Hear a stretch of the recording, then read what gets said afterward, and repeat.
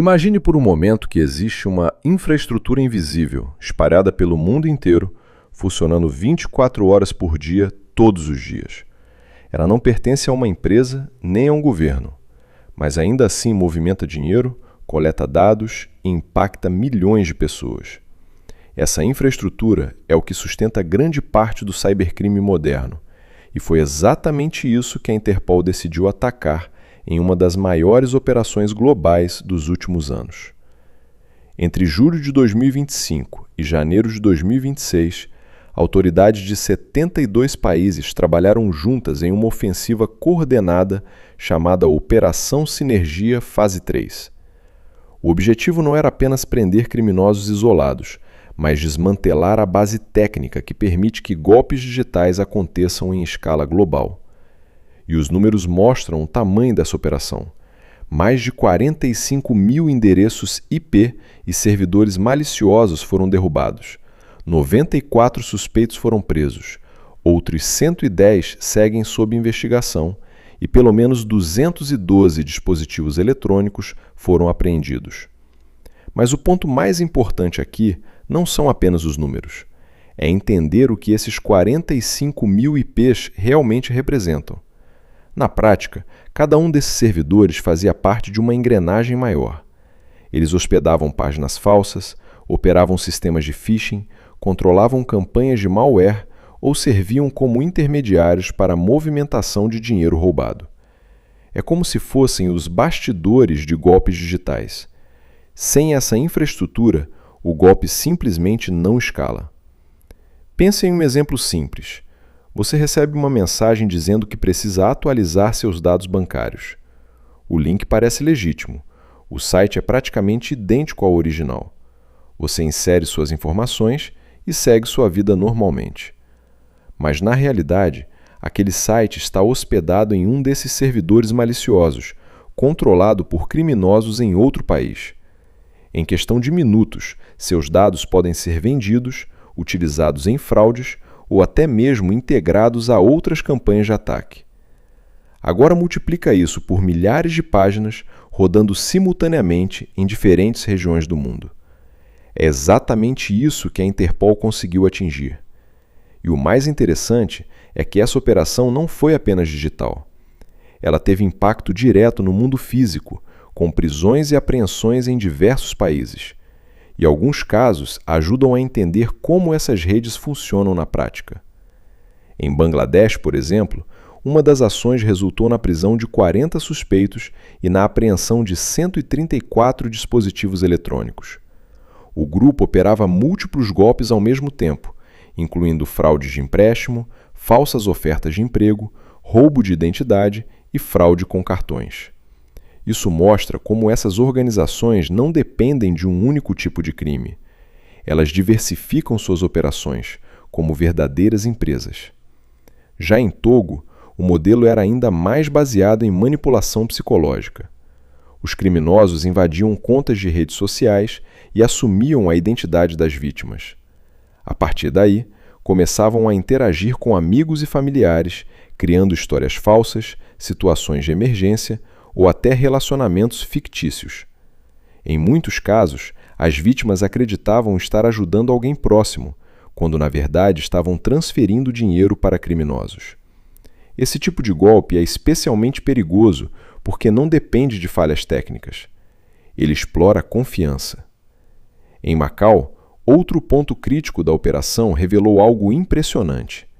Mais de 33 mil sites fraudulentos foram identificados. Muitos deles imitavam bancos, cassinos, serviços governamentais e plataformas de pagamento. Isso reforça uma tendência clara no cybercrime atual. O phishing deixou de ser amador.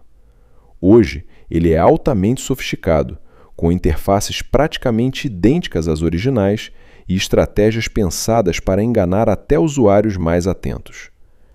Mas talvez um dos casos mais complexos tenha sido identificado na Índia, onde autoridades investigaram um esquema internacional de fraude financeira. Nesse modelo, os criminosos utilizavam redes sociais, aplicativos móveis e plataformas de mensagens criptografadas para atrair vítimas com promessas de investimento ou trabalho remoto. O golpe seguia um padrão muito bem estruturado. Primeiro, a vítima era convencida a investir uma pequena quantia. Em seguida, via supostos lucros em uma plataforma falsa. Isso criava confiança. Depois, era incentivada a investir valores maiores. E é nesse momento que o dinheiro desaparecia. A partir daí, começa a parte mais difícil de rastrear.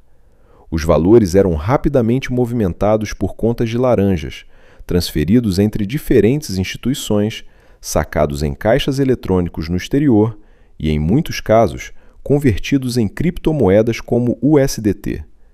Esse processo torna o rastreamento extremamente complexo, principalmente porque envolve múltiplas jurisdições. Esse tipo de operação deixa claro que o cybercrime evoluiu. Não estamos mais falando de ataques isolados ou hackers individuais. Estamos falando de redes organizadas, com divisão de tarefas, infraestrutura distribuída e modelos operacionais bem definidos. Na prática, o cybercrime hoje funciona quase como uma empresa.